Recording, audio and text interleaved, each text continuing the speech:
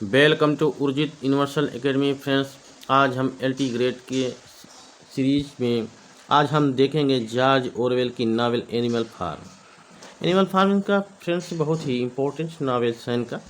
और तो चलिए शुरू करते हैं। जॉर्ज ऑरवेल ने इसे 17 अगस्त 1945 में पब्लिश करवाया था और पूरी नावल के अंदर एनिमल की बात की गई है। स्टोरी में फ्रेंड्स एक शाम से कहानी शुरू होती है। एक मैनर फार्म जगह है, यानी फार्म आप जानते ही हैं जहाँ जानवरों को पाला जाता है।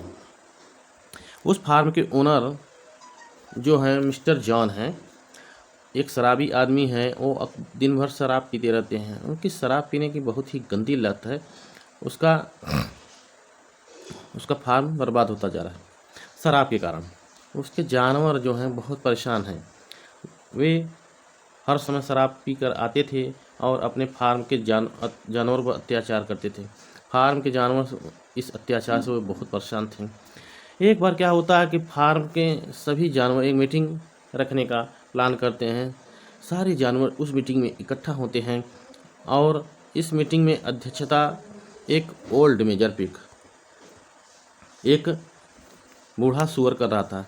सारे जानवर आके अपनी अपनी जगहों पे बैठ गए। जैसा कि मैंने आपको बताया, जो मेजर पिग था वो बूढ़ा हो गया था। उसने सारे जानवर से बोला, जो कुछ हम पैदा करते हैं, यानी कि जो उत्पादन करते हैं, दूध, अंडा, खून, जो कुछ भी हो, वो सब कुछ हमसे छीन लिया जाता है। वो बोलता है, हम जानवरों से इतना मेहनत करवाया जाता है, इसके बदले हमें क्या मिलता है? हमारी मेहनत के बदले क्या मिलता है? हमारा मालिक हमें कुछ नहीं देता, तो हमें अपना खुद का हक छीनना पड़ेगा। मेजर पिग बोलता है, मैं तो बूढ़ा हो गया हूँ, मैं तो मरने वाला हूँ, लेकिन तुम सबको अपनी लड़ाई लड़नी होगी, तुमको जान से छुटकारा पाना होगा। लेकिन इसके साथ साथ मेजर पिग बोलता है, जब तुम लोग जान से छुटकारा पालोगे तो उसकी बुराइयों को मत अपनाने। हम सब जानवर भाई भाई हैं और बराबर हैं, और बराबर ही रहेंगे। इतना बोलते ही मेजर पिग मर जाता है। सारे जानवरों को मेजर पिग के मरने का दुख होता है, लेकिन मेजर पिग जाते जाते एक क्रांति की आग जगा जाता है। अब कहानी आगे बढ़ती है। एक दिन जान उन जानवरों को खाना देना भूल जाता है, तो सारे जानवर जान के खिलाफ मिलकर विद्रोह करते हैं। जान को उस फार्म से भगा देते हैं और जानवर पूरे फार्म पर अपना कब्जा कर लेता है। हालांकि जान वापस आता है फार्म पे, जानवर को हमला करने के लिए, लेकिन जानवर इस बार भी उसे हरा देते हैं। और सारे जानवर मिलकर एक फैसला लेते हैं और कहते हैं कि आपस में कोई भी जान के घर नहीं जाएगा, पहले की तरह सब मिलजुल के रहेंगे और यहाँ से सब जाएंगे, क्योंकि जान का घर वहाँ रहने लायक नहीं है। एक पिग था, दूसरा सुअर था, उसका जो नाम था नेपोलियन नाम के कैरेक्टर का नाम याद रखना, ये आगे चलकर एक विलेन बनेगा। अब कहानी आगे बढ़ती है। इस कहानी में एक दूसरा सुअर और है, पिग है, जिसका नाम है स्नोबेल। स्नोबेल सुअर के नेतृत्व में सभी जानवर मिलकर फार्म का नाम बदलकर एनिमल फार्म रख देते हैं। और इस फार्म के कुछ नियम हैं, जिन नियमों को हर किसी को फॉलो करना है, चाहे कोई भी जानवर हो। सब जानवरों पर यह नियम लागू होता है। जैसे कोई भी जानवर बिस्तर पे नहीं सोएगा, यानी कि जान के बिस्तर पे। दूसरा नियम था, कोई शराब नहीं पिएगा। तीसरा था, कोई भी जानवर दूसरे जानवर को नहीं मारेगा। चौथा नियम था, चार पैर वाले अच्छे और 2 पैर वाले इंसान बुरे। आखिरी नियम था, सारे जानवर बराबर हैं, ऑल एनिमल आर इक्वल। सारे जानवर इन नियमों को एग्री किया। अब सारे जानवर मिलकर फार्म के लिए काम करते हैं, कड़ी मेहनत करते हैं। एनिमल फार्म अच्छा खासा फल फूल रहा था। हर हफ्ते में फार्म में एक मीटिंग रखी जाती थी जानवरों के लिए। इस मीटिंग की अध्यक्षता स्नोबेल करते थे, यानी कि इसके अध्यक्षता अक्सर सुअर ही करते थे। अब बातें की जाती थी कि जान के समय हमारा फार्म कितना खराब था, आज हमारा फार्म कितना अच्छा है। हमारा फार्म इसलिए फल फूल रहा है क्योंकि हमारे फार्म के अंदर जानवरों को बांध कर रखा नहीं जाता है। अब स्नोबॉल ने धीरे धीरे जानवरों को पढ़ाना भी चालू कर दिया। इसी के साथ स्नोबॉल एक पवन चक्की बनाने का काम करता है। नेपोलियन को इस बात का पता चल जाता है। अब नेपोलियन हर वक्त स्नोबॉल पर नज़र रखने लगा है। अब स्नोबॉल बोलता है, वहाँ एक प्लान तैयार कर रहा है पवन चक्की बनाने का, जिससे इलेक्ट्रिसिटी पैदा की जाएगी, जिससे बहुत सारे काम की जाएगी।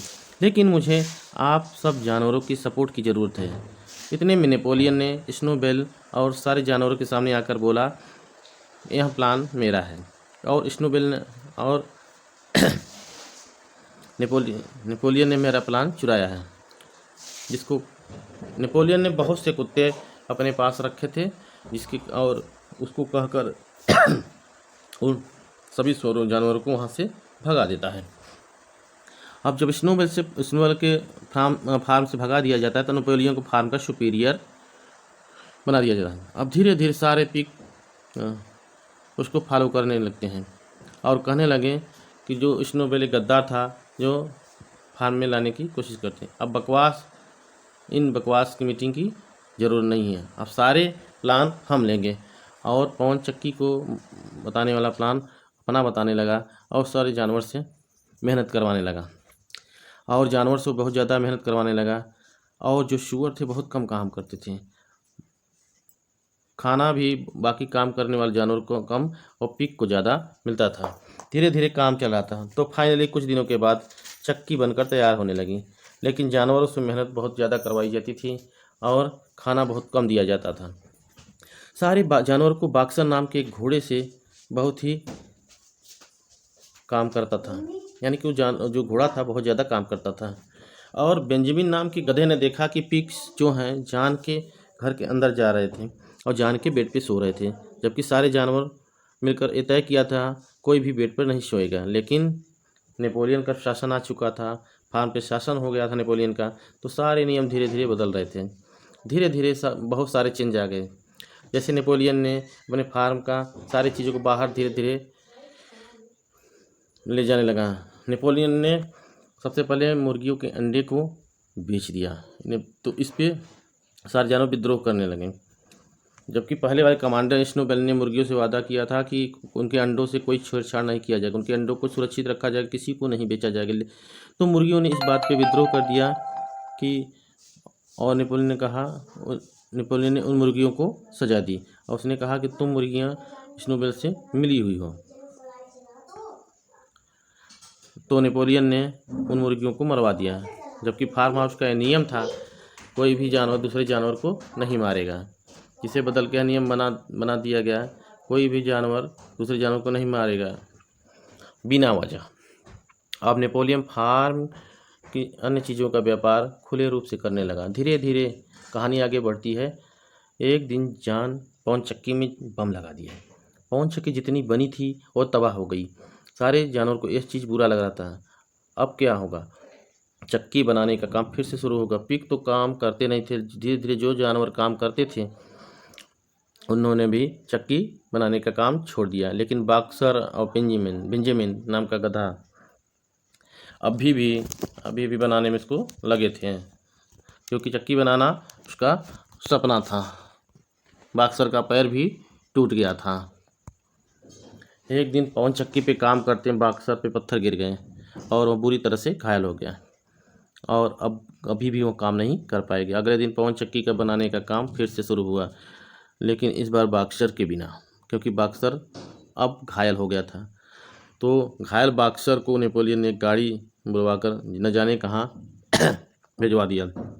बेंजामिन जान गया था कि अब बॉक्सर वापस नहीं आएगा। धीरे धीरे फार्म के पिग अब शराब पीने लगे थे और फार्म का एक और रूल टूट गया। फार्म का रूल था कि कोई भी जानवर शराब नहीं पिएगा। पिग्स ने वो रूल भी तोड़ दिया। अब बहुत समय बाद पवन चक्की बनकर तैयार हुई। पिग्स खा खा करके मोटे हो रहे थे, लेकिन बाकी जानवर पतले होते जा रहे थे। जानवर धीरे धीरे अब नेपोलियन से परेशान हो गए थे। अब उन सब ने मिलकर फिर से यूनिटी बनाई और नेपोलियन के खिलाफ विद्रोह कर दिया, क्योंकि नेपोलियन जब भी किसी को डराना होता था वो अपनी जंगली कुत्तों का इस्तेमाल करता था। लेकिन अब जंगली कुत्तों को भी शराब पीने की आदत हो गई थी। अब सभी जानवरों ने जब इसका विरोध किया तो वह जंगली कुत्तों को बुलाया, लेकिन जब जंगली कुत्तों को बुलाया तो शराब पीकर टुन्न पड़े थे। फाइनली सारे जानवर ने विद्रोह किया और इसी के साथ कहानी का एंड हुआ। तो फ्रेंड्स, आपको ये कहानी कैसा लगा आप कमेंट बॉक्स में ज़रूर बताइएगा। Thank you.